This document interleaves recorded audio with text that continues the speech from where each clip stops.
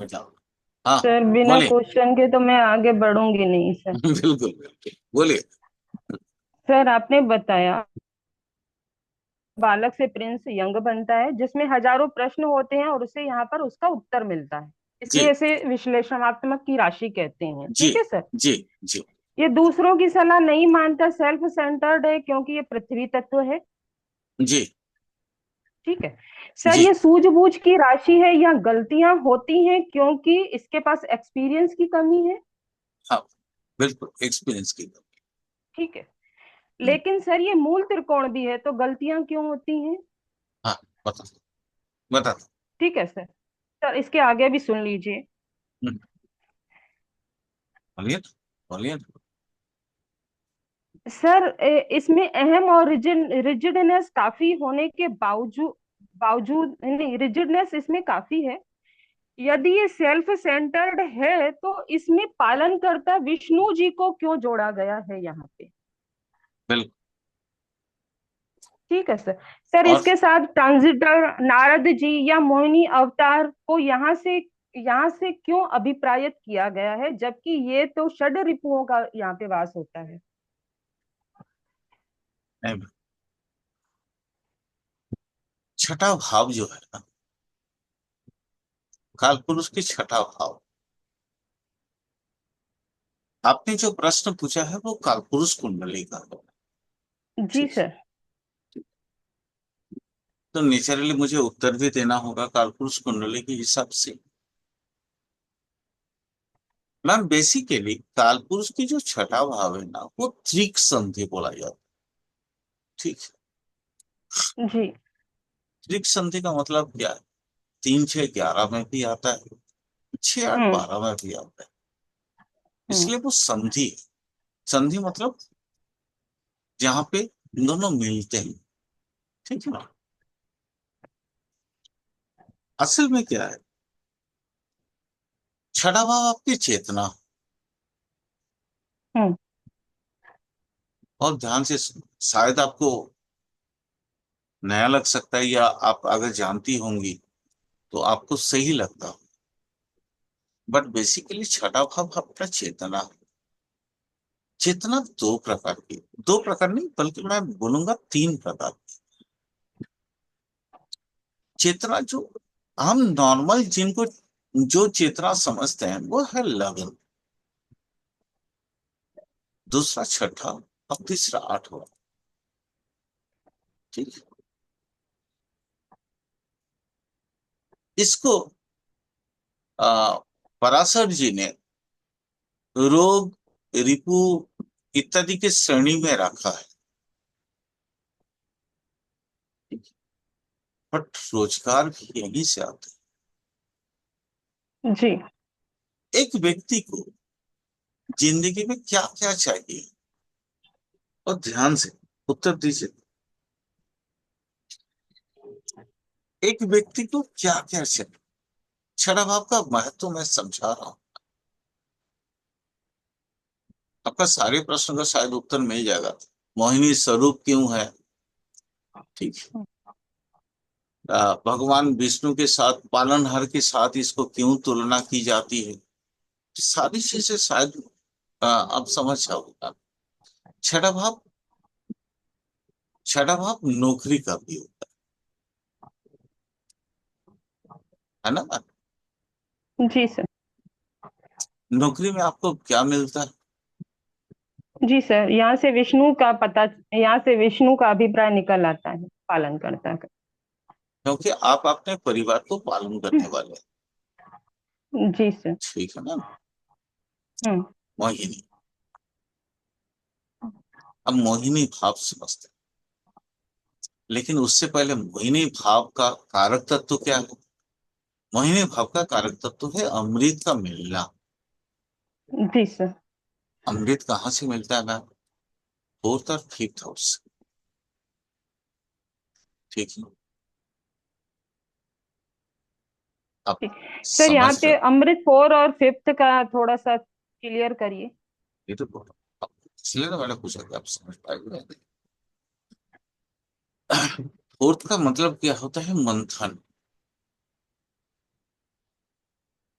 और फिफ्थ जो है, फोर्थ का एक्सटेंशन पार्ट। अच्छा। मंथन से जो भी मिला वो फिफ्थ है। जैसे हम लोग इसी के कारण इसको फोर्थ को हम्म। एडुकेशन भाव मानते हैं, और फिफ्थ मानते हैं उसका बुद्धि। एडुकेशन से बुद्धि मिलता है। ठीक से। क्लियर हुआ? हाँ जी। और बेसिकली है मंथन। मैनाक, मैनाक को मंथन किया गया कूर्म देवता की ऊपर रख के। हम्म। हम्म। किसके सहारे? आ, आ, भगवान विष्णु के गले में जो रहने विष्णु। वाले हैं, वासुकी। विशेषण। वासुकी। वासु। हाँ। ठीक है। वासुकी को रसी के रूप में ला, फिर वहां पे मंथन किया गया, जहां पे बहुत सारा चीज निकला, लेकिन सबसे हम्म। पहले निकला हलाहल। हम्म। हलाहल मतलब होता है विष। हम्म। कैसे निकलता है मैम? इसलिए फोर्थ हाउस पीस का घर बोला जाता है, शांति के घर। ठीक। शांति अशांति में बदलता है तो होता क्या है? गरल। हम्म। क्लियर? जी सर। अब कोई तो धारण करने वाला होना चाहिए, नहीं तो हम्म। आपके घर में मान लीजिए 5 मेंबर, पांचों मेंबर में आप मंथन करके सिर्फ हलाहल निकल रहा है, क्योंकि वो घर भी है ना। मैनाक जैसे हम्म। धरती का घर है, वैसे फोर्थ हम्म। हाउस आपका घर भी है ना। जी। जी। तो आपके घर में से बहुत सारा पर्सन्स बहुत ज्यादा हलाहल, देवता और असुर लगे हुए हैं खींच के, तो निकलेगा हलाहल। जी। हर एक के जी। घर में मैम एक शिव होता है, हम्म। जो उस हलाहल को यहाँ पे धारण करके सही सलाह हम्म। दे रहे हैं। वो जेनरली हमारे बुजुर्ग होते हैं, क्योंकि शिव भी आदि देव है। हम्म। अब बुजुर्ग कौन होते हैं? या तो अपने पिता या माता, ठीक। जो समझाने की कोशिश करते हैं कि बेटा ऐसा मत करो, ऐसा करने से, क्योंकि जीवन का उनके पास जो पूंजी है, उनके पास जो एक्सपीरियंस है, वो हमारे पास नहीं हम्म। है। राइट। तो वो बनते हैं, वो ना, इसके भी गाली सुनते हैं, उसके भी गाली सुनते हैं। गाली बेसिकली हलाल है। ओके। गाली सुनते हैं बट वो किसी को बोलते नहीं, किसी को गाली देते नहीं। वो अपने कंठ में वो गालियों को, उस गरल को, उस विष को कंठ में धारण हम्म। करके लोगों को समझाने की कोशिश करते हैं कि देखो बेटा ऐसा मत करो, ऐसा करने से ऐसा हो। बट वहां पे भी तो सौन भानु होता है ना आपकी फैमिली में हम्म। भी। हम्म। हम्म। वो भी तो छदम वेश लेके, वो भी तो कहीं ना कहीं मिलता है। उसका मन में कुछ और बात होता है, मुखौटा में कुछ और हम्म। बात होता है। वो स्वर्ण भानु है मैम। ये हर एक फैमिली की कहानी है। हम्म। क्लियर? अब जी सर। अब उसको स्वर्ण भानु को समझेगा कौन? मोहिनी, विष्णु। हम्म। हम्म। तो चौथा भाव से आपको दो चीजें मिल गई मैम। ठीक है। राइट। हम्म। अब मोहिनी कौन सा है? पंचम भाव है, प्रेम है, हम्म। माया, आदिता, अनंतता, पंचम भाव। सर लेकिन आपने उसकी, कहा मोहिनी माया। मोहिनी तो समझ में आते हैं, माया मोहिनी का ही दूसरा रूप माया ना। मैम वही तो मैं समझा। वो माया जो है ना, छठा भाव में देखता है। अच्छा ठीक। मोहिनी तो पांचवा भाव हो गया, बट मोहिनी माया हम्म। को, हम्म। और माया दिखता है कौन ठीक। सा? छठा भाव। मैम दिन हम्म। भर, रात भर एक व्यक्ति हम्म। पूरा महीना परिश्रम करता है, नौकरी करता है, किसकी माया की वजह से? अपने घर की माया की वजह से। हम्म। ताकि वो, उसको वो लगता है कि ये मेरा ड्यूटी है, और मैं ये पैसा ले जाऊंगा तो मेरी बीवी, मेरे बच्चे, मेरे माँ बाप खुश रहेंगे। ठीक। स्त्री है तो उसको लगता है मेरे पति, मेरे माँ बाप, मेरे बच्चे खुश रहे, है ना बात। तत्व कमाना, जी। तत्व कमाना, यही तो माया है। वो छठा भाव। अब आपको समझ में आ रहा है ना। हाँ जी सर, इसीलिए ये नियम साधना की राशि है, क्योंकि इसी इसी से ही, रूटीन से ही नियम साधन होते हैं। जी। जी। ठीक है। Thank you sir, excellent answer. Clear हुआ क्या ना। खास जी सर। आपके जैसा इस तरह हर कोई लेना चाहे, मैं तो देने के लिए यहाँ तो आतुर हूं। मैं तो हर वक्त चाहता हूँ कि मेरे पास जो है आप लोग ले लो, बट क्वेश्चन तो करे कोई।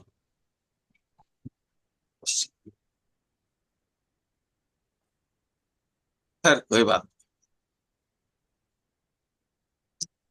आप लोग भी छठा का साधना करो। बहुत जरूरी है कन्या का।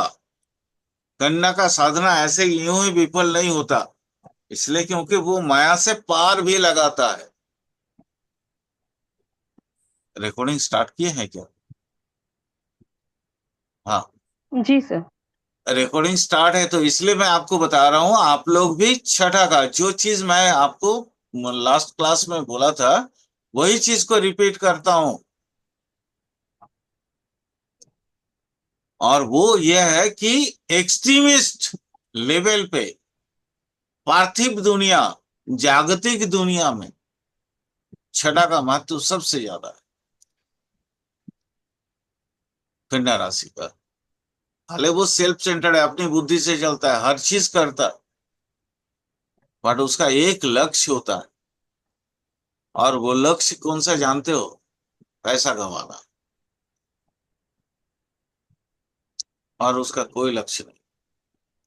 वो सिर्फ और सिर्फ अपने पैसा और अपनी पढ़ाई और अपनी मतलब बेहतरी के लिए वो हर चीज करता है। वो छठा है। नवा भी वही करता है बट दूसरे तरीके से। नाइन्थ हाउस भी, कालपुरुष की कुंडली का नाइन्थ हाउस भी वही चीज करता है, बट वो दूसरे की दूसरा तरीके से करता है। झालानी सर, आपको समझ आया? कोशिश कर रहा हूँ सर समझने की। नहीं नहीं, आ रहा ये है आ सर रहा डिफरेंशिएशन क्या होता है दोनों में? जैसे नाइन्थ हाउस का आपने बताया, अगर नाइन्थ हाउस से भी करता है तो हाँ राइचियसनेस दीपक, को अभी ध्यान में नाइन्थ रखते हुए करता है ना नाइन्थ अभी हाउस? नाइन्थ हाउस पढ़ाएंगे ना तो आपको समझ आ जाएगा। ठीक अच्छा, है। ठीक अभी है। तो द्विस्वभाव राशि, ये देखिए, द्विस्वभाव राशि धनु, इसको पढ़ाएंगे ना ये वाला। ठीक। हाँ जी, हाँ। समझ आता है। और मैं एक्चुअली राम अवतार जी से इसलिए पूछा क्योंकि राम अवतार जी बहुत कोरिलेट कर पा रहे हैं मेरी ये कन्या वाली बातों को, है ना। क्योंकि मुझे मालूम है उनके कंडीशंस एज प्रेजेंट कैसा है ना सर। जानी सर, जी जी सर, मैं सही बोल रहा हूँ ना सर? बिल्कुल सही। चलिए सर, आगे चलते हैं। थोड़ा धुनु को समझते हैं। कन्ना तो समझ लिए मोटा मोटे हम लोग, मोटी मोटा, है ना सर। आगे चलते हैं, धुनु को समझते हैं। बड़ा मजेदार है धनु, धनु राशि। दीपक जी, धनु राशि को समझिए। शायद मैं समझता हूँ हाँ जी, हाँ लाइफ जी। में पहली बार आपको धनु का ऐसा एक्सप्लेनेशन मिलेगा। द्विस्वभाव राशि धनु, तत्व कौन सा है? अग्नि। आप सभी को मालूम है। मैंने यहाँ देखिए कुछ लाइन मैंने यहाँ लिख के रखा, बट ये मैंने अपने लिए लिख के रखा ताकि मैं आपको एक्सप्लेन करने के लिए मेरे पास पॉइंट हो। ठीक। तो मैं जरा सा कुछ लिख के रखा, बट इसी पॉइंट पे मैं 2 या 3 क्लासेस कर सकता। सर जी देखो, हर द्विस्वभाव राशि जैसा धनु का भी 2 प्रकार है। सबसे पहले यहाँ मैंने जो लिखा है उसको समझ। धनु के प्रकृति दूसरे द्विस्वभाव राशि से थोड़ा अलग है। ये अलग कैसा है उसको समझना है। मिथुन में जैसे द्विस्वभाव बुद्धि यानी कि ड्युअलिटी इन माइंड दिखता, वैसे ही द्विस्वभाव यानी इसको कॉमन राशि भी बोले जाते हैं केपी एस्ट्रोलॉजी को, इसलिए मैंने कॉमन लैंग्वेज भी इसमें डाल दिया। दोनों में भी ज्ञान की दो धाराएं एक साथ प्रवाहित हुई। यहां से आपको कुछ समझ आया दीपक जी? मैंने बोला दोनों में भी ज्ञान के दो धाराएं एक साथ प्रवाहित होता है। मिथुन में जैसे द्विस्वभाव बुद्धि यानी कि ड्युअलिटी इन माइंड दिखता है, वैसे ही द्विस्वभाव दोनों में भी ज्ञान की दो धाराएं एक साथ प्रवाहित होते हैं। यहां से आपको क्या समझ आया थोड़ा सा मुझे बताइए, मैं तो एक्सप्लेन करूंगा। दीपक जी, लक्ष्मी मैम, हाँ निखिल जी सर, कोई भी सर। बताइए ना सर, बताइए ना, बताइए ना क्या समझ आ रहा है। ये देखिए आपके सामने में ये सर लैंग्वेज खड़ी है। धनु बोलिए सर, बस इतनी सी बात है जो मैंने अभी मार्क किया। स्पिरिचुअलिटी का तो, आध्यात्मिकता का तो पता है कि इससे बहुत कनेक्शन होता है, बहुत ज्यादा सर बस आध्यात्मिक होते हैं, इतना आप बट देखो ना, ये डिफरेंशिएट देखो अभी मैं इसको रंगीन भी बोले। कर दिया। अब मिथुन में मैंने बोला मिथुन में द्विस्वभाव बुद्धि है। मिथुन में शायद आप लोगों को मैंने ये एक्सप्लेन किया है, अगर नहीं किया है तो फिर दोबारा करूंगा।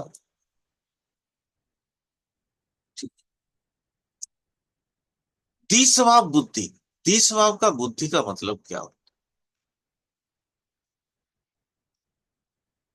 मतलब सिचुएशन के अकॉर्डिंग उसको मैनिपुलेट करके चीजों को। है? Yes, yes, yes. उसके पास बुद्धि बहुत है, बट वो दोनों चीज according to conditions, according to situations. उसके अंदर समाई। हाँ, अकॉर्डिंग टू कंडीशन। जी जी जी। यस, बट यहां मैंने बोला धनु में भी ज्ञान की दो धाराएं एकत्रित प्रवाहित होते हैं, एक साथ प्रवाहित। अब ज्ञान की दो धाराएं कौन कौन सी, थोड़ा सा आगे चलते हैं।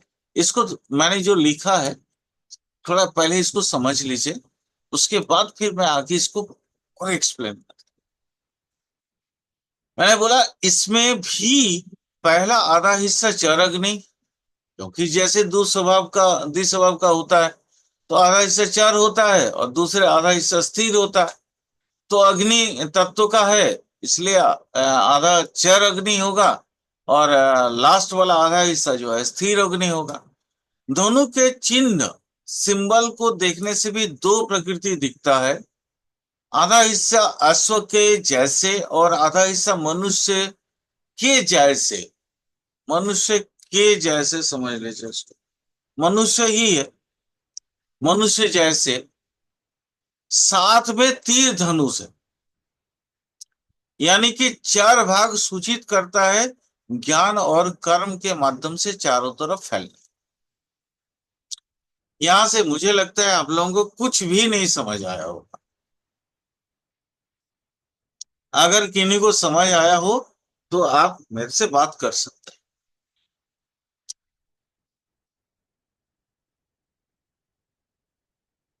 बताएंगे कोई?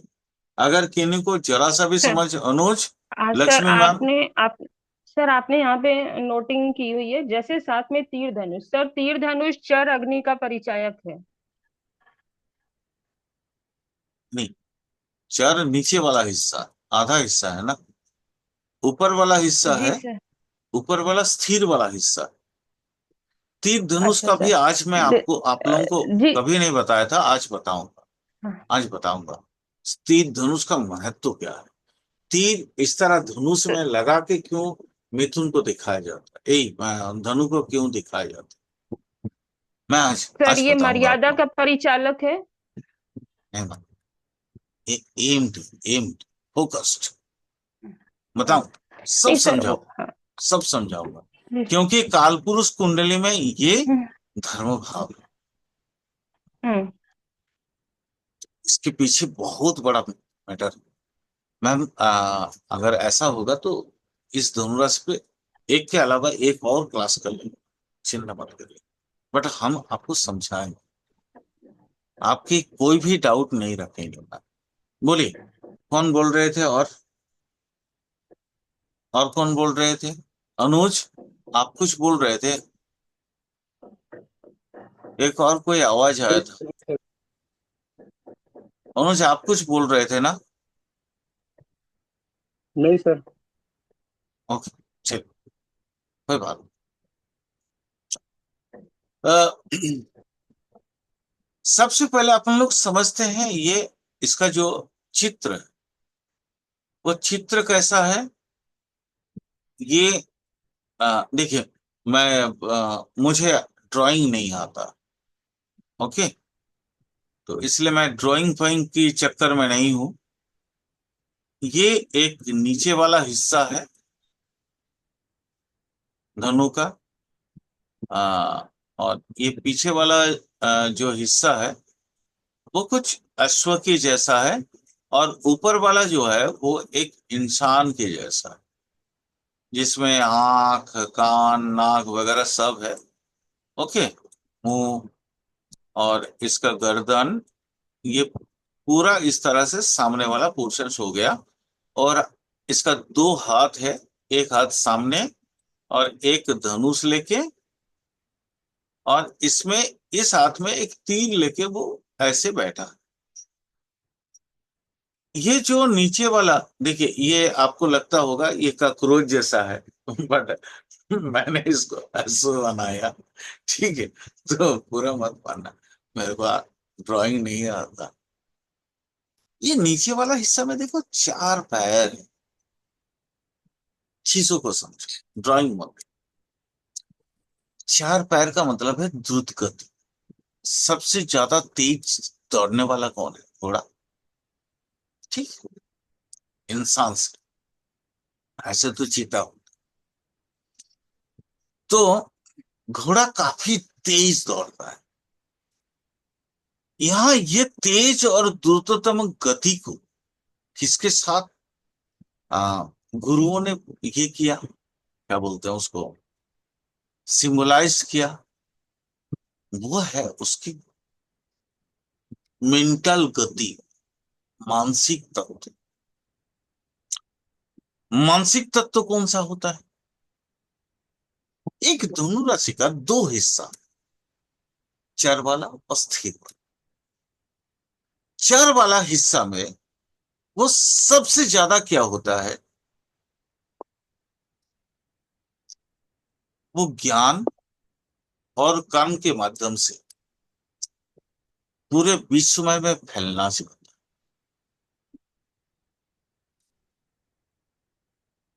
मेरी बात आप समझे? इसके पास यश की भूख है, यश, सम्मान, सम्मान का, रेस्पेक्ट का बहुत भूखा है धनु। मेरी बात समझ रहे हैं? अगर नहीं समझ रहे हैं तो काइंडली कृपया मुझे बताएं। अनम्यूट करके रखिए, कोई जरूरी नहीं है म्यूट करके रखें। अनम्यूट करके रखिए और मुझे बताएं, मैं जो चीजें बता रहा हूं क्या उसको समझ आ रहा है या नहीं। नहीं आएगा तो मैं दूसरी तरीके से समझाने की कोशिश करूंगा। धनु राशि का 0 डिग्री से लेकर 15 डिग्री, कोई भी व्यक्ति का पैदा होता है, कोई भी व्यक्ति अगर पैदा है, उसके जीवन में एक ही उद्देश्य है, वो पूरा विश्व में अपने आप को बेहतर दिखाना चाहता है, बेहतर समझाना चाहता है। ये क्षर अग्नि वाला धनु राशि, उसको चाहिए शोबीज। वो शो करना पसंद करता है, दिखावा। अंदर कुछ नहीं है उसको, फल एकदम 0 बटा सन्नाटा। बट बाहर में उसके डिग्री, उसके ये, उसके वो, मतलब हर चीज बाहरी। उसके पास नॉलेज है, ज्ञान के माध्यम से वो दुनिया में ऐसा फैलना चाहता है कि हर कोई उसके जय जयकार करे। ये है नीचे वाला, अश्वगति की जैसा चलने वाला व्यक्ति।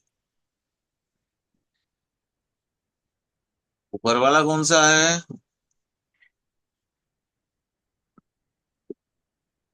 ऊपर वाला कौन सा है? ऊपर वाला होता है एक मनुष्य जो तीर कमान लेते,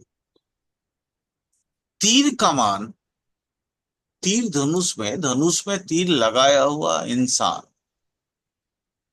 वो बेसिकली क्या होता है? कोई शिकारी या कोई भी चीज। आप लोग बहुत सारा कहानी सुने होंगे, है ना, कि आ, अरे तरह तरह का वैद, बट वो बोली, बट वो क्या है? वो दो चीज करता है। अर्जुन अपना बाण लगा के, धनुष में तीर लगा के, वो क्या देख रहा है? सिर्फ एक चिड़िया की आंख, यानी वेरी मच फोकस्ड पर्सन, हद से ज्यादा फोकस्ड पर्सन। हद से ज्यादा फोकस्ड कहाँ होता है? कौन होता है? हद से ज्यादा फोकस्ड एक साधु ही हो सकता है, नॉर्मल व्यक्ति नहीं हो सकता। एक आम आदमी कभी भी इतना फोकस्ड नहीं हो सकता। एक साइंटिस्ट ही हो सकता है, साधु जो साधना करता हो। तो पहले का जमाने में हम उसको साधु मुनि ऋषि बोलते थे। आज के जमाने में उसको साइंटिस्ट बोलते हैं। वो फोकस्ड, वो सिर्फ सिर्फ वो अपनी चीजों को देखता है, अपने प्रोजेक्ट को देखता है, अपनी जो कल्पना है उसको कैसे वास्तवायित किया जाए। सिर्फ और सिर्फ दिमाग वहां पे रहता है। अब आप सोचो, एक व्यक्ति है जो अपनी जर्नी स्टार्ट किया,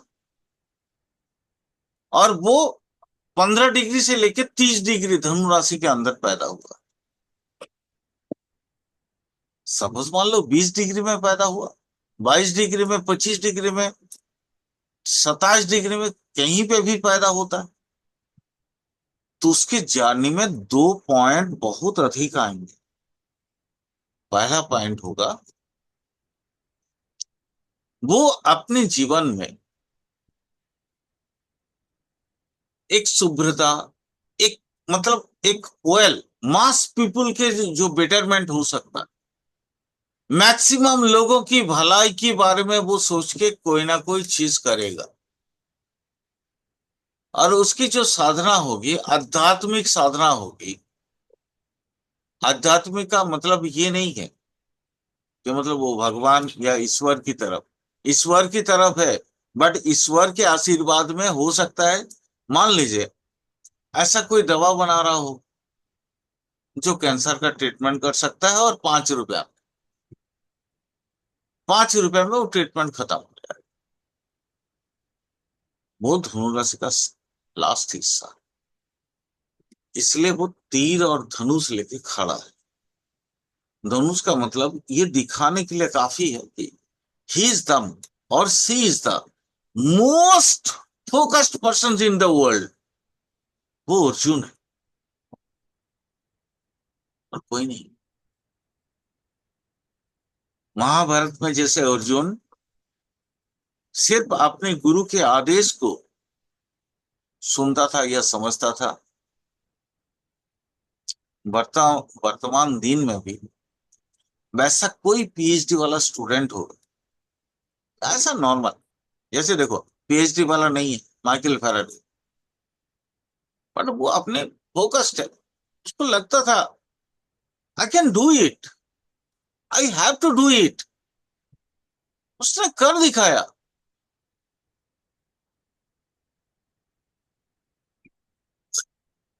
ना छोड़िए, बहुत हाल फिलहाल की बात कर, रविन्द्रनाथ टैगोर, रविन्द्रनाथ टैगोर को वो फोकस था, उसको मालूम था कि उसकी जो जैविक चेतना है या मानसिक चेतना है, उन चेतनाओं को अपनी किताबों के अंदर लाना है। अपनी, मैं बोल नहीं सकता, बट वो लिख सकते, और उतने ही चातुर्य का, उतना ही चतुराई के साथ, उतना ही मेहनत से वो फोकस्ड होकर वो सारी चीजें किया, जिसकी वजह से गीतांजलि पैदा हो, और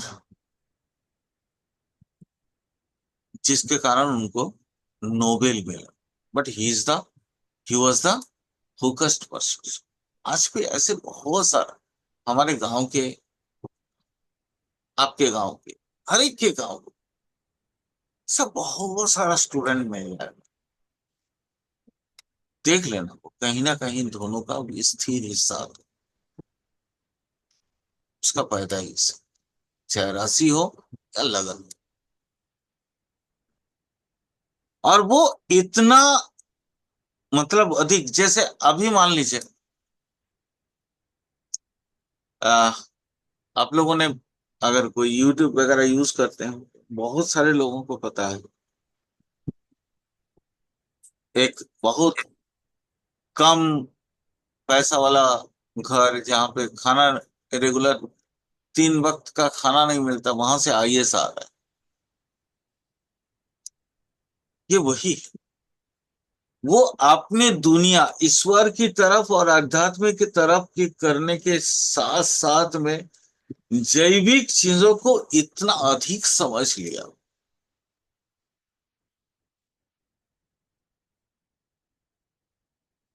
मान लीजिए, अब यहाँ पे अगर कोई एग्जैक्ट 15 या 16 डिग्री में पैदा हुआ, यहाँ ना चीजें, मतलब वो एटॉम बम जितना फैल सकता है, मैं वो तो ध्वंसात्मक है, विध्वंसी है, मैं उसके विध्वंसी वाला चीज को छोड़ दे रहा हूं, बट उसकी जो फैलाव होता है, ये 15 डिग्री 16 डिग्री में पैदा होने वाला धनु राशि का, उसकी फैलाव उतना होगा, वो विध्वंसी नहीं है, विध्वंसी नहीं, वो दूसरे की भलाई करने के लिए है। बट उसकी फैलाव इतना अधिक होगा कि पूरा विश्व यूं ही उसको जानेगा। आज हमारे पास सबसे बड़ा एग्जाम्पल, हमारे वर्तमान मिनिस्टर, प्राइम मिनिस्टर,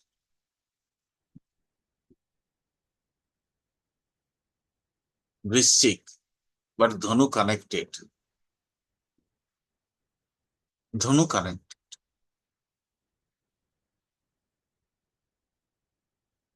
समझ सकते हैं पूरे विश्व में किस तरह से अपने आध्यात्मिकता और अपनी जैविक ऊर्जा, अपनी आध्यात्मिक ऊर्जा को किस तरह से फैलाव किए, एक सेंटर पॉइंट में होने की। एस्ट्रोलॉजी को इस तरह से भी समझा जा सकता है। इसलिए राशि समझना बहुत जरूरी है बाबा। खेती में भी राशि बहुत बड़ा महत्व है। अगर आप राशि और नक्षत्र को पूर्ण रूप से जान लिए, तो आप 75% वैदिक समझ लीजिए और 50% आपने केपी समझ लिया। बहुत इंपॉर्टेंट सारी चीजें।